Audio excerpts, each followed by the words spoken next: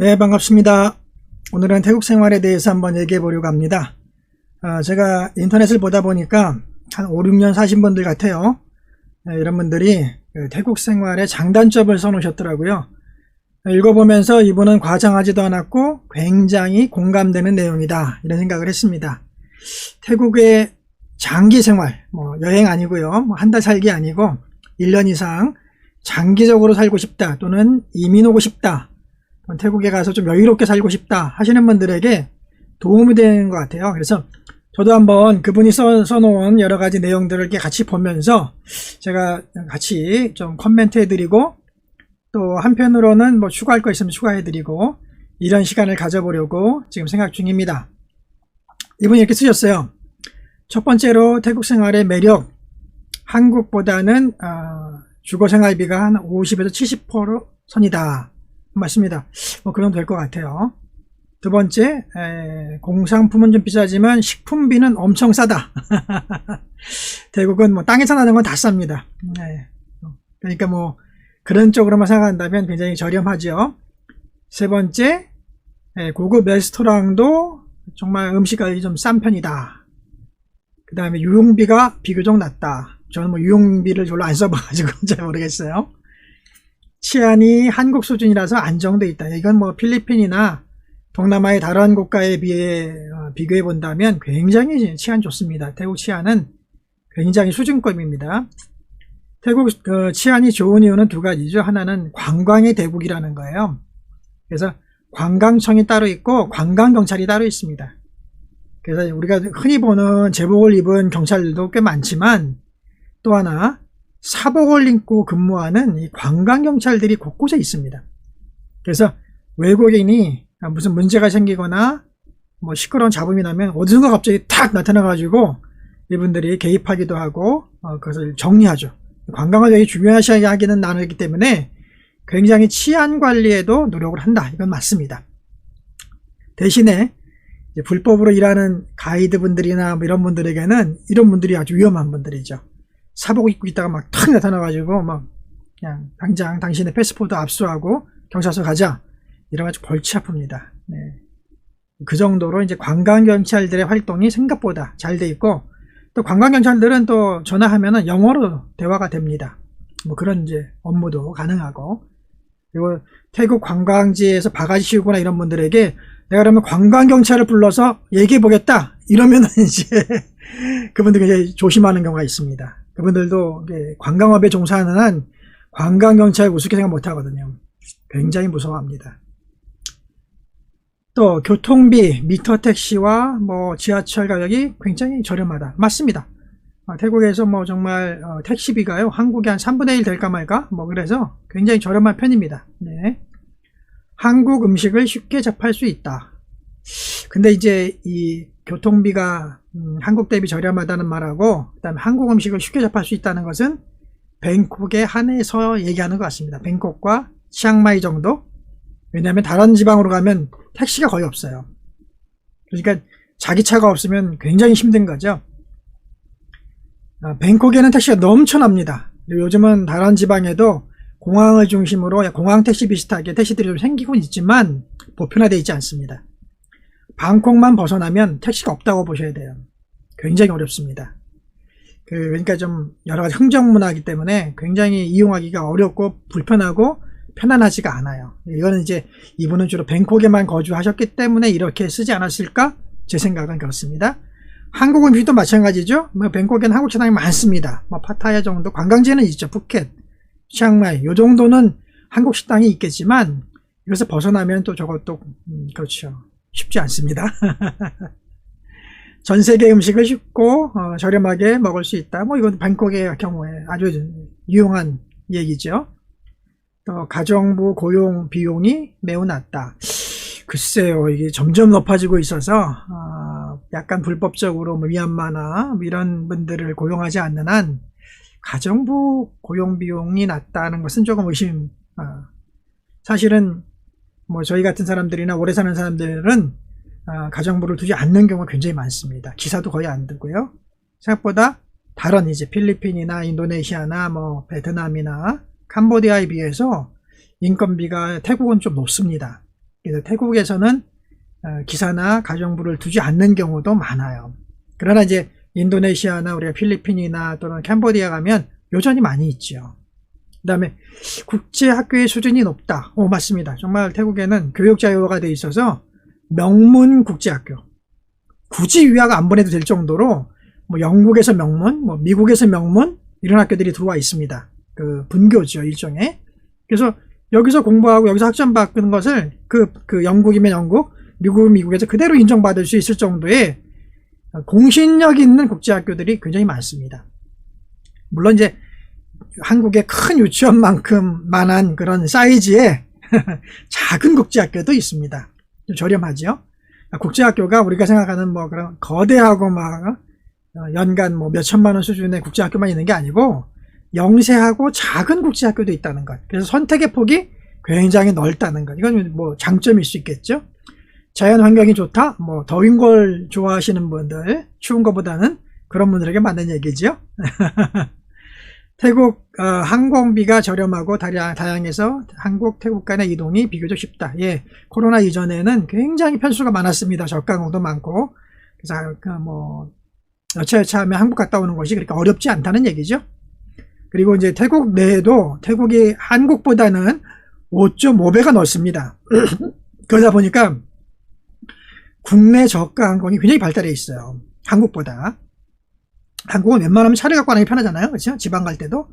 근데 여기서는 웬만하면 비행기 타고 가는 게 저렴합니다. 국내가 저가 항공망에 의해서 굉장히 잘 연결되어 있다는 것이죠. 이거는 장점입니다. 그다음에 태국인들의 한국인 의식이 매우 좋다. 지난 한 10년 동안 그런 것 같아요. 지난 10년 동안. 제가 처음 왔을 때 한 20 몇 년 전에는 그렇지 않았어요. 일본인들의 인식이 되게 좋았고 한국은 잘 몰랐고, 근데 한 10년 전부터는 우리 한국인에 대한 한류 바람도 있고 드라마 영향이 여러 가지 영향이 있어서 한국인을 굉장히 좋게 보는 이런 것들을 많이 있습니다. 이거 굉장히 매력적이네요. 잘 정리하신 것 같아요. 네, 이런 것들이 장점이다라는 것을 우리가 볼 수 있습니다. 20밭 하우스, 네, 태국에서 많이 이런 것도 있습니다. 동네 다니다 보면 저런 것도 경험해 볼 필요가 있다고 저는 생각해요. 네, 뭐 야채 가게, 생선 가게, 노점, 시장. 태국은 지역적마다 재래시장이 잘 발달해 있고 또 5일장 뭐 이런 개념이 잘 돼 있습니다. 그래서 장날, 장터, 뭐 그다음에 뭐 영구적인 그런 시장도 있고요. 다양한 시장들이 아직도 많이 존재합니다. 근데 한국 분들이 대부분 슈퍼마켓만 가려고 하거든요. 그러지 마시고 뭐 큰 로터스나 이마트 같은 그런 매장만 가지 마시고 이런 재래시장들을 처음에는 많이 다녀보는 것이 중요합니다. 제가 이제 태국에 어떻게 하면 지혜롭게 살 수 있을까 그런 말도 해드리고 싶은데 그 중에 하나가 태국에 오면 모든 것을 시도해봐라. 언어도 배워보고, 그렇죠? 태국 사람들이 타는 모든 대중교통도 타보고, 재래시장도 가보고, 운전면허나 관공서나 모든 것들도 위탁하지 말고 처음에는 다 도전해보시는 거예요. 스스로 한번 해보는 거죠. 경험을 가진 다음에 내 그 루트를 알고 그 프로세스를 다 안 다음에 내가 그걸 다른 분에게 돈을 주면서 맡긴다든지 위탁하든지 하는 것은 문제가 없습니다. 근데 내가 한 번도 안 해보고 위탁하기 시작하면 이제 끌려가는 삶이 되죠. 위험한 삶이 됩니다. 그래서 태국뿐 아니라 어디 나라나 마찬가지겠지만 우리가 그 나라에 갔을 때 정말 잘 살기 위해서는 그렇죠. 그 나라에서 모든 것을 시도해 보는 거예요. 이 사람들이 하는 대로 살아보고 이 사람들이 주로 사는 지역에서 살아보고 이 사람들이 먹는 걸 먹어보고 사보고 그렇죠? 타는 걸 타보고 관공서 다 다녀보고 한번 시도해 보는 겁니다. 뭐 잘 안 될 수도 있고 불편할 수도 있고 돈이 더 들 수도 있어요. 그런데 배움이란 게 중요하죠.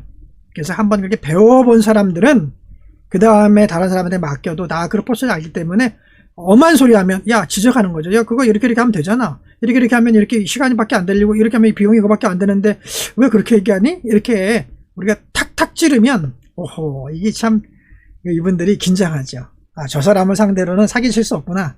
저 사람은 우리 사회를 잘 안 해? 이러면 벌써 이제 그분들의 관계와 삐떡거리지 않고 처음부터 안추가 좋아진다는 거죠. 자, 태국 생활의 단점도 이분이 써놨어요.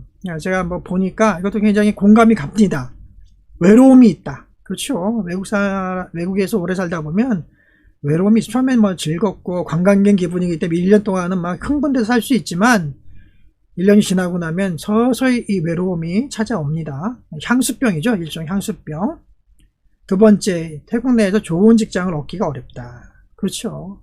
대부분 임시직이고 비정규직이 많습니다. 그리고 좋은 월급, 복지제도 어렵고요. 거기다가 우리는 외국 사람이잖아요. 외국 사람이 일한다는 게 쉬운 일은 아닙니다. 고용이 불안정하다. 그렇죠. 임시직들이 많아요. 잠깐 벌었다가 그 다음에 수입이 몇 달 동안 없는 경우도 많고 이런 일들이 아주 많습니다. 자기 개발할 기회가 적다. 이건 당연한 것 같아요. 한국같이 이게 복지제도나 또 배움에 대한 여러 가지 경쟁이 잘 돼 있는 나라들은 경쟁 때문에라도 배움 시스템도 잘 돼 있는데 여기는 좀 느슨한 사회거든요. 그런 게 없습니다. 그 다음에 이 5번이 참 중요한데 유혹의 손길이 많다. 맞습니다, 여러분. 유혹의 손길이 엄청 많아요. 술, 도박, 마약, 여자, 남자, 동성애 이런 것들이 너무너무 많은 사회이기 때문에요. 너무너무 관대하고 한번 빠지면요 못 나옵니다. 그러니까 나를 관리 못하는 사람들은 절대 태국에 와서 생활하시면 안 됩니다. 망하는 지름길입니다. 여러분 카오산 로드라는 데가 있어요. 여러분들 여행 오시면 한 번씩 들리는 곳인데 저런 이제 길로 쭉 가서 딱 가면 거기 여행자의 거리죠. 카오산 로드. 지금은 거의 문이 다 닫히는 정도로 그 상황이지만 보통 때는 외국인으로 그냥 넘쳐나는 곳이거든요. 외국인이 현지인보다 많은 지역 중에 하나죠. 그런 데서 몇 달 살아봐야 태국을 아는 게 아니에요. 그것은 관광 특구에서 사는 거죠. 일반적인 태국인의 삶이 아닙니다. 그런데 그런 데 가보면요 재밌는 게 서양 거지들이 있어요. 서양 분들인데 거지야. 왜 그러겠어요? 태국에 와서 태국이 좋다고 편하다고 그냥 머물다가 돈도 떨어지고 술하고 도박하고 마약하고 이러다가 그냥 거지가 돼버린 거예요. 집에 돌아갈 의지력도 없고 차비도 없어요. 그러다가 불법 체류가 돼야 되고 사람들한테 구걸에 있어서 먹고 사는 서양 거지가 다 있다니까요. 그만큼 태국이란 나라는 느슨하고 관대한 방면에 함정이 많아요. 함정이 많아요. 그래서 자기 관리가 안 되는 분들에게는 이런 나라의 삶은 어떻게 보면 굉장히 위험합니다. 굉장히 어렵습니다. 그러니까 한국에서 잘 살 수 있는 사람들이 태국에서도 잘 살아요. 그리고 한국에서 잘 못 사는 분들은 태국에 와도 잘 못 살아요. 이게 정답입니다. 느슨한 사회고 돈 조금만 있어도 편하게 살 수 있기 때문에 우리 태국에 이민 왔어. 나는 한번 살아볼 거야. 그렇게 생각하시면 오산입니다. 여행으로는 편하죠. 여행으로는 누구나 편하게 즐겁게 적은 돈을 들여서 즐기고 갈 수 있는 곳이 태국입니다. 그러나 사는 것은 다른 문제잖아요. 사는 것은 수입이 있어야 되고 지출이 있어야 되고 내 삶이 보장돼야 되고 여러 가지 다양한 자녀가 생기면 자녀의 교육이 해결돼야 되고 아프면 의료가 해결돼야 되는 여러 가지 복잡한 문제가 있기 때문에 그런 것들은 한번 생각해 보실 필요가 있다. 태국은 그런 나라입니다. 좋은 친구 찾기가 어렵다. 그렇습니다. 이건 한인들 가운데도 서로 믿질 않아요. 한국 사람들 가운데도 좋은 친구를 만들기는 정말 어렵고요. 또 하나 태국인들을 좋은 친구를 만드는 것도 굉장히 어렵습니다. 여러분 가벼운 만남은 태국 사람들은 오케이입니다. 그냥 누구나 오케이고 같이 와라 굉장히 친한 척하고 다 줄 것 같이 얘기하지만 정말 친해지긴 어려워요. 정말 좋은 친구는 언제 할 수 있습니까? 내가 문제가 났을 때, 내가 태국 사람과 관계가 삐끄덕거리고 어떤 트러블이 났을 때 그것을 해결해주고 내 대신 말해줄 수 있고 내 편이 돼줄 수 있는 사람이 그게 친구지 않습니까? 태국분들 절대 그러지 않습니다.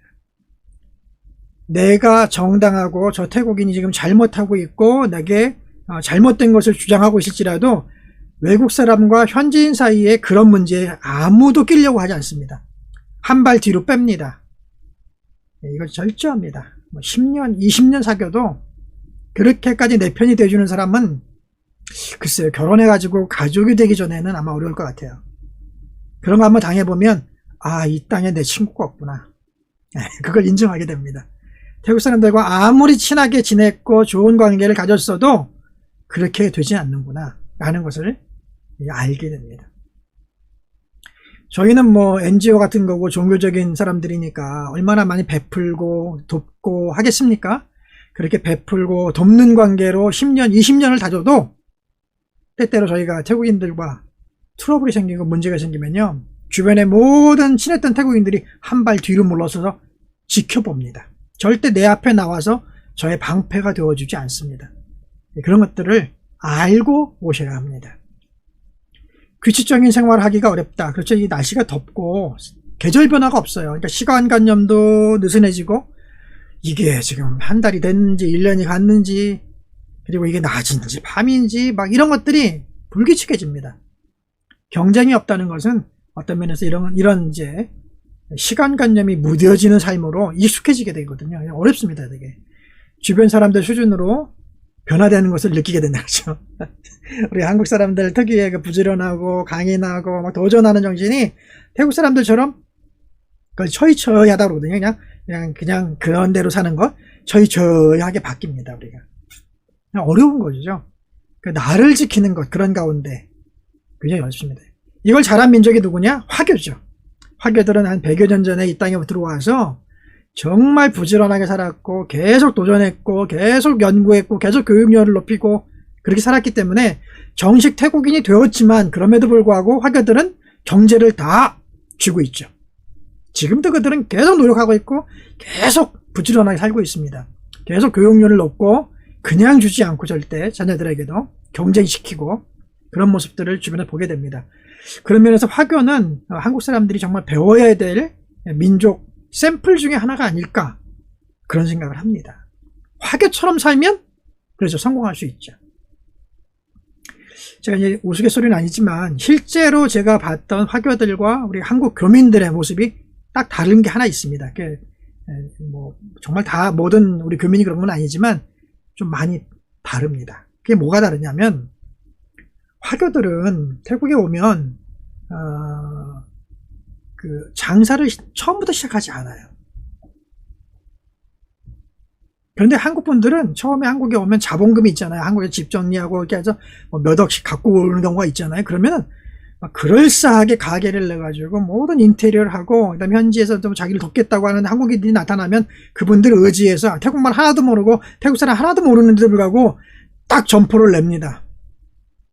그러다가 사기당하는 경우 많고요. 그러다가 관계도 뭐 도와주면서 계속 도와주지 않으니까, 그리고 태국인들을 잘 몰랐기 때문에 여러 가지 실수를 하다가 완전히 망하는 경우가 의외로 많습니다. 그러면 그 사람이 또 어떻게 변하는지 아세요? 나도 새로운 사람들을 그렇게 안내해주고 이렇게 커미션 받다가 그렇게 해야지, 자기가 당했던 걸 똑같이 하는 경우가 많아요. 그래서 교민들 사이에 절대 서로 안 믿는 겁니다. 서로를 그 당했던 것들을 또 다음 사람에게 자꾸만 하기 때문에 교민들이 서로 잘 안 믿는 거예요. 그런데 화교들은 어떻게 하냐면, 오면 같은 화교들이든 누구든 자기가 열고 싶은 가게에 종업원으로 들어가서 그 종업원으로 정말 살아갑니다. 1년, 2년. 그러면서 말도 배우고, 그 업종에서 거래처들이 어딘지 확인하고, 유통구조가 어떻게 되는지 배우고, 태국말도 같이 배우고, 이렇게 1, 2년 막 고생을 해요. 그리고 나서 감춰뒀던 그 종잣돈을 가지고 가게를 열어요. 그러니 어떻게 망합니까, 여러분? 유통구조 다 알죠. 그쵸? 거래처 다 알죠. 웬만한 태국말이 다 의사통이 되죠. 그리고 자기가 봐왔던 노하우가 있죠. 경험이 있죠. 절대 망하기가 어려운 구조죠. 그런 것이 지혜로운 이민생활과 지혜롭지 못한 이민생활의 정말 극단적인 그런 예가 아닐까, 저는 그런 생각을 하게 됩니다. 다시 한번 돌아가 볼까요? 태국 생활을 보다 가치 있게 만드는 것은 무엇일까요? 이걸대로 하면요. 태국 생활을 잘하는 게 아니라 어디 살아도 잘 살 수 있을 것 같아요. 규칙적인 생활을 한다. 건강관리에 힘쏟는다. 배움에 힘쏟는다. 독서에 힘쏟는다. 좋은 친구를 가까이 한다. 술, 여자, 도박, 마약을 가까이 하지 않는다. 가정을 갖는다. 적게 벌든 많게 벌든 저축을 한다. 좋은 태국인 친구를 많이 사귄다. 돈고래를 하지 않는다. 듣기 싫은 소리를 듣는 것을 즐겨한다. 이건 뭐 이대로 살면요, 어디 살아도 잘 살지 않겠습니까, 여러분? 뭐 100점짜리 얘기를 하고 있는 거죠. 오늘 이제 크게 한번 생각해 봤습니다. 어떻게 하면 태국 삶의 장점, 태국 삶의 불편한 점, 그런 것들이 뭘까? 그리고 이 태국 이민을 꿈꾸는 분들이 있다면, 좀 장기적으로 뭐 5년, 10년 한번 와서 살고 싶은 분들이 있다면, 이민이 아니더라도 이곳에 한번 직업을 갖고 도전해보고 싶은 분들이 있다면 한번 생각해볼 만한 주제가 아니었는가, 저는 그렇게 생각합니다. 이 글을 쓰신 분이 굉장히 생각이 많이 하고 쓰신 거예요. 절대 이것은 잠깐의 경험으로 나올 수 없는 얘기들이 이 안에 들어있습니다. 물론 이것이 이제 저희들처럼 정말 태국 사람들 속에 들어가서 20년 이상 산 사람들하고는 또 다른 면이 있어요. 저희들은 이제 특수한 직업이고 특수한 관계이니까. 그러나 일반적인 교민의 입장에서 봐도 저 정도를 코멘트할 수 있다? 굉장히 이분은 생각이 많았고 나름대로 이 태국 삶을 가치 있게 바르게, 또 내가 정말 성장하는 삶으로 살고 싶은 주제로 이걸 쓰신 게 아닐까, 제가 그런 공감을 이 글을 읽으면서 했어요. 그래서 오늘 여러분들께 한번 소개시켜 드리고 싶었습니다. 나머지 우리 사진 보면서 제가 좀 드리고 싶은 말이 있으면 추가적으로 몇 마디 드리겠습니다.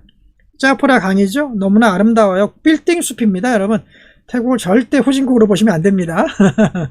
정말 아주 가난한 사람부터 아주 부자까지 빈부 차이가 크다는 거죠. 한국보다 더 커요. 그러니까 그 갭이 크고, 상류 사회에 들어가려면 정통 태국인들도 쉽지 않습니다. 여러분, 카스트 제도가 있는 건 아니지만 어렵습니다. 제가 알고 있는 화교분이 계세요. 화교분하고 또 우리 한국분이 결혼을 해가지고 제가 주례를 쓰고 함께 이제 계속 교제를 나누고 소식을 서로 주고받는데, 이 태국분도 화교분이지만 괜찮아요.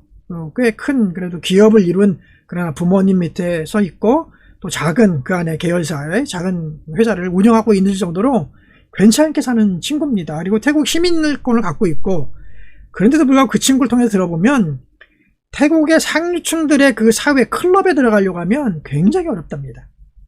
그 안에 들어가야지 이제 커뮤니케이션이 되고 정보를 흘러가고 사업하기 좋거든요. 그 안에 들어간다는 것이 굉장히 어렵다는 거예요. 자기가 막 옛날에 섬기고 돈 쓰고 이래도 받아줄까 말까라는 겁니다. 그러니까 이 사회가 그냥 와서 즐기고 돈 쓰고 가고, 서민들을 만날 때는 아주 쉬운 사회처럼 보이지만 이 사회의 기득권을 가지고 있는 사람들과 함께 이렇게 통로를 열고 사귀고 그들을 급에서 놀려면 엄청 진입장벽이 높은 사회다라는 것을 아셔야 할 것 같습니다. 유흥을 즐기는 얘기들 많이 있는데, 유흥이 아까 말씀드린 것처럼 유흥 문화도 싸고 쉽게 즐길 수 있지만 아무도 간섭하지도 않고 아무도 여러분을 권하지도 않아요. 그러니까 무한한 자유가 있다 보니까 알코올 중독, 마약 중독, 그다음에 성 중독, 그다음에 그러다가 이제 동성애에 대한 관심, 이런 것들로 쉽게 빠져버립니다. 태국 사회에서 동성애 얘기를 한번 해드리면요, 태국은 동성애에 대해서 아무도 하지 않아요. 부모도 말리지 않고 학교에서도 말리지 않고 태국 메인 종교라고 하는 불교에서도 말리지 않습니다. 이들은 뭐라고 생각하냐면요, 이웃에게 피해를 주는 것이 악한 것이에요. 범죄예요. 그런데 이렇게 묻죠. 태국 선생님들이 언어를 배우러 가면 이 질문을 합니다. 동성애가 되는 것이, 그렇게 게이가 되고 이런 것들이 이웃에게 피해를 줍니까? 이렇게 묻습니다. 이웃에게 피해를 주지 않는다면 그건 개인의 취향일 뿐이지 아무 문제가 없다, 이렇게 생각하는 거예요. 이런 사회이기 때문에 여자끼리 사귀고 같이 지내는 경우, 남자끼리 사귀고 같이 지내는 경우가 허다하고 성전환 수술이 굉장히 탑인 나라가 되는 거죠. 그런데 그들의 인생의 결말이 그렇게 썩 좋지 않습니다. 여러분, 정말 제가 종교를 떠나서라도 권하고 싶지 않은 부분 중에 하나고요. 한번 빠지면 나오기가 어렵습니다. 처음에 싸게 콘도나 그 주택을 얻어서 편안하게 한국에서 찌들릴 살지 않고 살 수 있다. 한 달 살이로 족합니다. 또는 1년 살이로 족합니다. 그건 돈스러운 거잖아요. 물론 이제 기본 인포라는 아까 말씀드린 것처럼 좀 더 쌉니다. 편하고 느슨하고. 그러니까 한국에서 누려보지 못했던 자유와, 그렇죠, 그런 기분이 있죠. 내가 쓰는 거에 비해서 한 100만원, 200만원으로 훨씬 많은 것을 누리는 듯한, 내가 그동안 못 살아봤던 그런 약간 내 신분이 상승된 것 같은 그런 효과가 납니다. 그건 한 달 살이, 1년 살이로 족합니다. 정말 이 땅에서 돈을 벌고 제대로 된 삶을 살길 원한다면 그것만으로 만족되지 않는다는 거죠. 반문화 많습니다. 정말 조심해야 될 게, 저는 반문화를 즐기러 가본 적이 없지만, 저도 20년 넘게 살다 보니까 이래저래 듣는 말이 많잖아요. 이 반문화 가는 태국 사람들이 거의 마약을 다 먹습니다. 야바라고 하는 마약을 거의 다 먹어요. 태국에서는요, 야바 한두 개 먹었다고 이렇게 소화제만한 그런 마약들이거든요. 소화제만해요. 이렇게 만하게. 그리고 뭐 가격도 안 비싸요. 뭐 50바, 100바, 200바, 뭐 그러니까 몇천 원, 만 원도 안 되게 살 수 있으니까. 여러분, 그런 거 한두 개 먹었다고 절대 잡혀가지 않아요. 태국 문화는. 왜요? 그러면 태국 교도소가 모자랍니다. 얼마 전에도 코로나 때문에 태국 교도소에서 몇만 명을 그냥 풀어줬어요. 교도소에 막 코로나가 번져가지고 하루에 몇천 명씩 나오니까 놀라가지고 교도소에 있던 그렇지 않은 몇만 명을 그냥 풀어줬습니다. 대부분이 누군지 아십니까? 마약범들이에요. 한국의 마약범 그러면 우리 막 흉측하게 생각하잖아요. 여기는 뭐 거의 모든 사람들이 마약을 먹는다고 생각하시면 돼요. 한국에서 우리가 힘들고 어려울 때 막 바카스 마시고 이렇게 우리가 시험 공부도 하고 막 그러잖아요. 여기 학생들은 그냥 마약 먹고 시험 공부하는 친구들이 많아요. 예전에 뭐 그런 게 정말 확인은 못 해봤지만 학교에서도 선생님이나 식당에서 근무하시는 청소하시는 분들이 마약을 팔았다고 그래요. 그만큼 마약이 흔합니다. 아주 흔한 나라입니다. 연간 단속되는 마약 양만 몇 톤이에요. 불태우는 마약만. 근데 단속되는 게 항상 그렇잖아요. 유통되는 거에 10%도 안 될 텐데 그러면 뭐 수십 톤이 연간 거래되고 있는 거예요. 어마어마하죠. 그래서 태국 뉴스에 매일같이 마약범을 잡았다는 얘기가 나오는데 보통 뭐냐면 마약 운반범이나 마약 거래를 이렇게 하는 중간 도매상들이에요. 기본적으로 몇만 개 이상, 몇십만 개 정도가 돼야지 잡습니다. 그냥 한 주먹, 뭐 소화제처럼 뭐 몇십 개, 몇 개 안 잡습니다. 그거 잡았다가요, 큰일 납니다. 여러 가지로 뭐 사회가 뭐 정지가 되는 거죠. 그러니 저 나이트클럽 가는 친구들이 그걸 안 먹겠어요. 누구나 먹는데. 그런데 여러분 기억해야 될 게 있어요. 저들은 태국인이고 우리는 외국인이라는 거예요. 외국인만 노리는 경찰들이 있어요. 외국인의 마약범으로 딱 잡으면 건수가 크거든요. 그러면 이제 붙잡아다 놓고 그 험악한 태국 유치장과 감옥을 얘기해 주면서 현행범이니까 저거를 뒷돈을 바라는 거죠. 수십만 밭, 그러니까 뭐 수백만 원에서 수천만 원을 막 뒷돈을 바라고 그렇게 하는 경우가 심심치 않게 있다. 우리는 타켓이 되는 거예요. 외국인이니까. 태국 젊은이들은 누구나 마약 먹고 와서 춤추고 놀고 있지만 그것이 다 나에게도 해당되는 게 아니라는 거예요, 여러분. 그런 걸 모르고 오시는 분들도 있다. 어떤 분들은 뭐 골프 때문에 오시고, 어떤 분들은 바다가 좋아서 오시고, 어떤 분들은 뭐 두리안이 좋아서 오신다는 분들도 계시는데, 뭐 태국 음식이 너무 맛있어서 오신다는 분도 계세요. 근데 한국에서도 좀 돈 있는 친구들은요, 마약 먹고 노는 게 좋아서 오는 친구들이 있다고 합니다. 그런 이제 뉴스들을 접하게 돼요. 이 친구들은 오면요, 일주일 내내 나이트클럽만 갑니다. 그런데 어떡하냐? 약 먹고 가는 거죠. 약 먹고 가서 실컷 밤새워 놀고 호텔에서 한 2, 3일 더 쉬고 딴 데 가지도 않아요. 여행도 안 다닙니다. 그리고 몸 좋아지면 다시 나이트클럽 약 먹고 가고 이것만 반복하다가 돌아간다고 합니다. 정말 심각한 거죠. 충분히 가능한 얘기입니다. 다음 또 한번 기회 되면은 태국 사람이 사는 그런 정말 어떻게 하면 더 지혜롭게 사는 태국의 정착 삶이 될까? 그런 얘기를 한 번 더 해보겠습니다. 반갑습니다. 감사합니다.